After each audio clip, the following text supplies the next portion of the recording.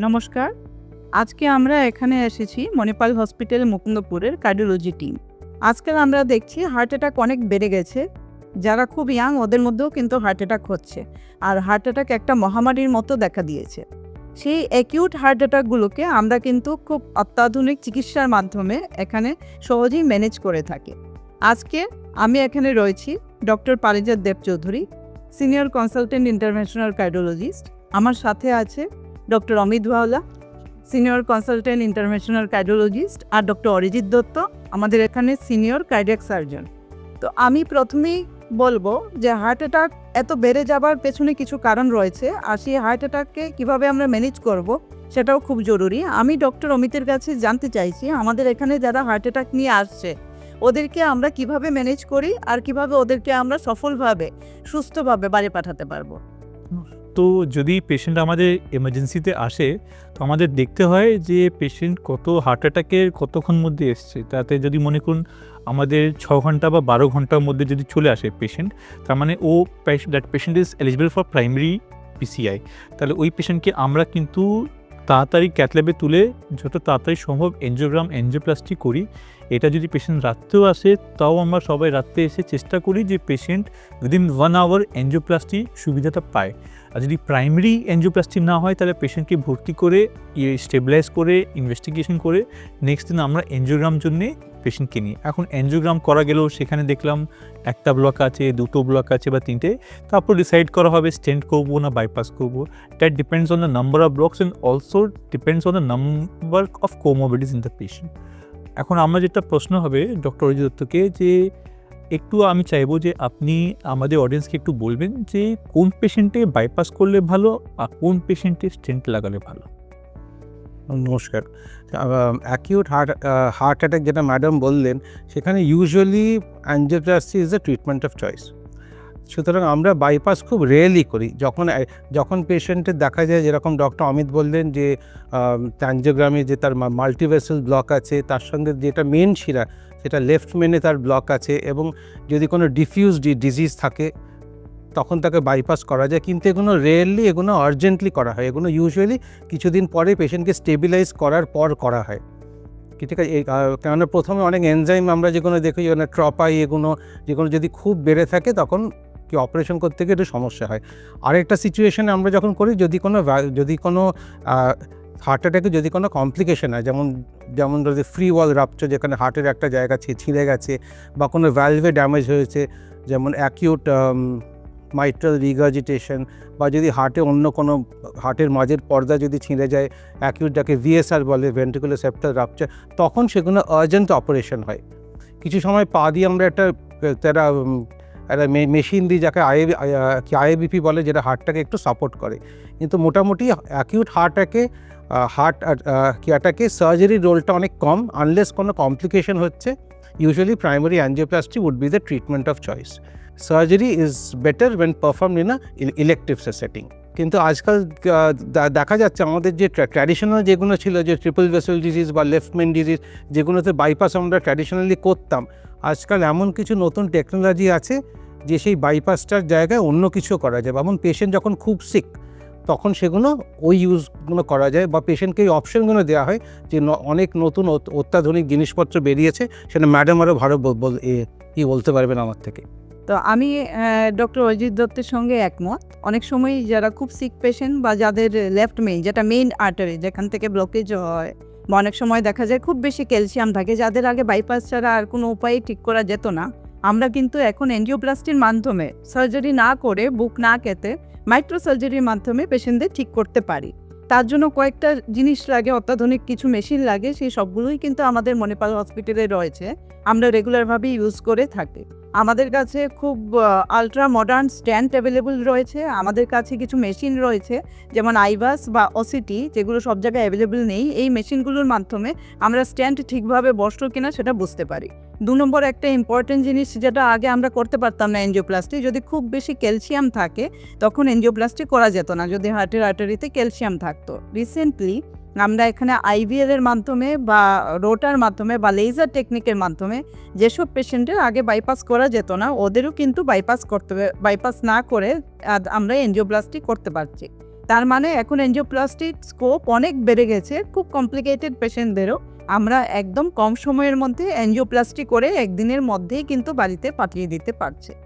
এখন আমরা হার্ট অ্যাটাকের ব্যাপারে অনেকটাই কথা বললাম। আমি ডক্টর অমিতকে জিজ্ঞেস করব, যদি কারোর হার্টের মধ্যে কমপ্লিট হার্ট ব্লক থাকে বা কেউ যদি বারবার করে অজ্ঞান হয়ে যায়, যেটা অনেক পেশেন্টের মধ্যেই দেখা যায়, তখন আমাদের কি করতে হবে, বা কারোর যদি হার্ট ফেইলার হয়, মানে হার্টের পাম্পিং ফাংশন খুব কমে গেছে, সেক্ষেত্রে আমরা কী ধরনের প্রযুক্তি আমাদের হসপিটালে ইউজ করছি আর কিভাবে সেটা ভালো পেশেন্টের জন্য।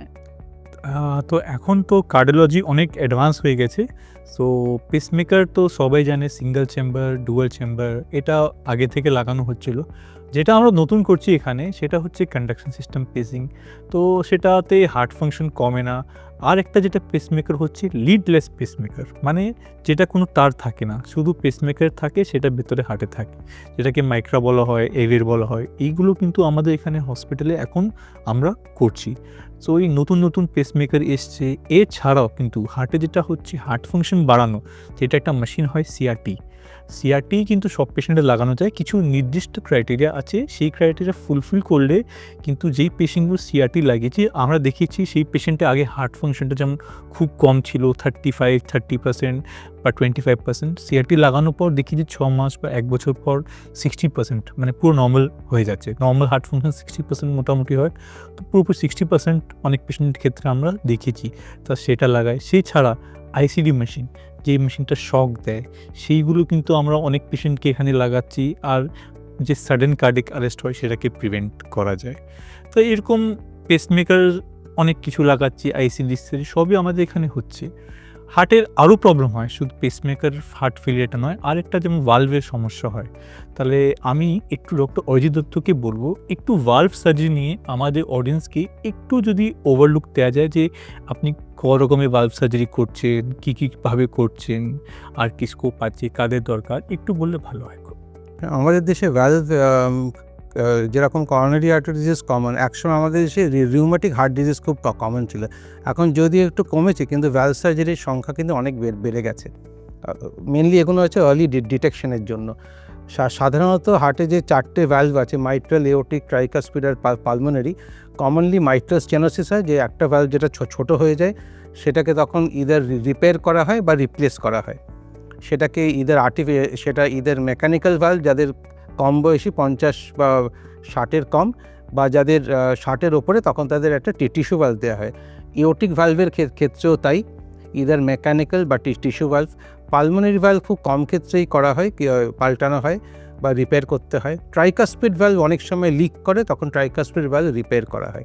বেসিক্যালি যে কোনো ভ্যালভ রিপেয়ার বা রিপ্লেসমেন্ট করা যায়, এখন ডিপেন্ডিং অন যেটা বয়সের সঙ্গে একটা হয়, আর বা যেটা রিউম্যাটিক হার্ট ডিজিজের জন্য হয়।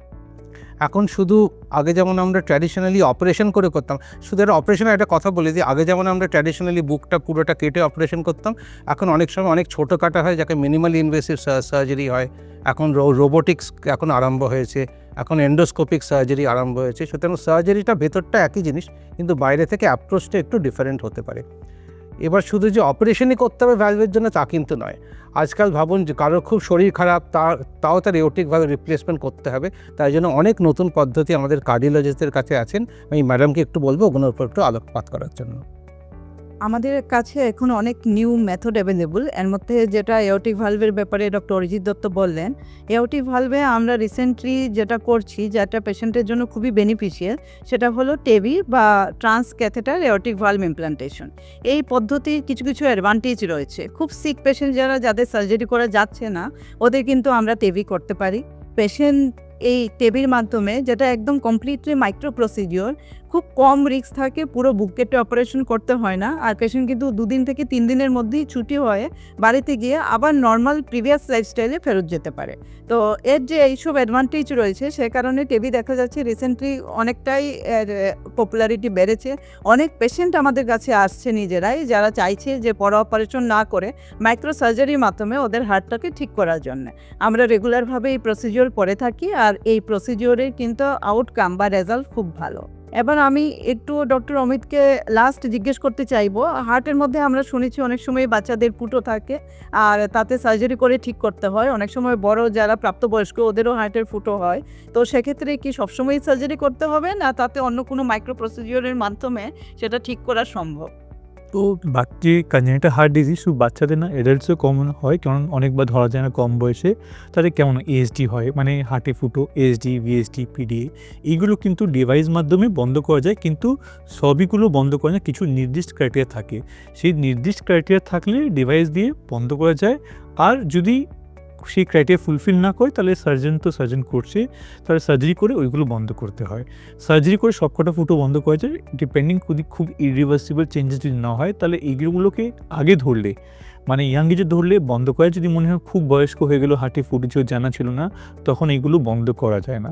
আমি ম্যাডামকে একটু জিজ্ঞেস করব যে আপনি পেশেন্টে এই যে অপারেশন, এত নানা রকমের অপারেশন বললেন, বুক কাটা বা বুক না কাটা যাই হোক, স্ট্যান্ট, ভালভ সার্জারি, এরপর পেশেন্টে কী করা উচিত, কিভাবে রিহ্যাবিলিটেশন, মানে ওরা কিভাবে যত তাড়াতাড়ি সম্ভব কাজে ফিরতে পারবে, কী করা উচিত ওদের, একটু ওটা নিয়ে একটু বলবেন, খুব ভালো হয় তাহলে।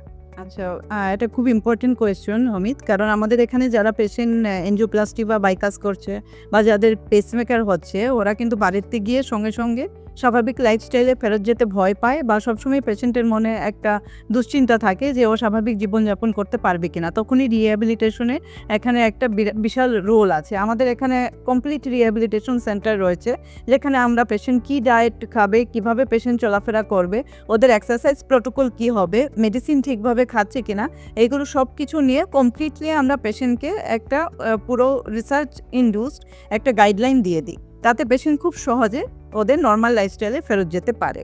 আর তার সাথে আমাদের এখানে খুব বড় একটা প্রিভেন্টিভ কার্ডিওলজি টিম রয়েছে। এই যে এই যে আমরা দেখতে পাচ্ছি হার্ট অ্যাটাক খুব বেশি হচ্ছে, সেগুলো যাতে না হয়, কি করলে এই ইয়াং জেনারেশনকে হার্ট অ্যাটাক থেকে বাঁচিয়ে রাখা যাবে, সেই সব নিয়ে আমাদের এখানে পুরো টিম রয়েছে, যারা পেশেন্টকে বা ওদের রিলেটিভস বা নেইবার যারাই আছে হেল্প করে, যাতে ফিউচার হার্ট অ্যাটাক থেকে বাঁচা যায়।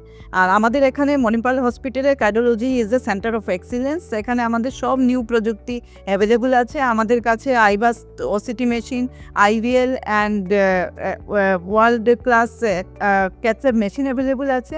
অ্যান্ড আমাদের সবচেয়ে ইম্পর্টেন্ট যেটা, আমাদের কাছে খুব অভিজ্ঞ, খুব ভালো কার্ডিয়াক সার্জন আর কার্ডিওলজিস্ট অ্যাভেলেবল আছে। মণিপাল হসপিটাল মুকুন্দপুরে আমরা শুধু পেশেন্টের এনজিওপ্লাস্টি বা বাইপাস সার্জারিই করছি না, কিন্তু আমাদের একটাই মূল মন্ত্র, আমরা যাতে পেশেন্টকে নিরাপদ আশ্রয়ে রাখতে পারি, আমরা সেই পেশেন্টকে যাতে হোল লাইফের জন্য সুস্থভাবে রাখতে পারি। তো আমাদের এখানে 24/7 আমরা অ্যাভেলেবল। আমাদের কার্ডিয়াক সার্জন, কার্ডিওলজিস্ট পেশেন্টের সেবার জন্য সবসময় প্রস্তুত। যদি কারোর হার্ট রিলেটেড কোনো প্রবলেম হয়, আপনারা কিন্তু নির্দ্বিধায় আমাদের এখানে ইমার্জেন্সিতে আসবেন, আমরা অ্যাভেলেবল আছি আপনাদের জন্য। আপনারা সবাই সুস্থ থাকবেন, ভালো থাকবেন। সুস্থ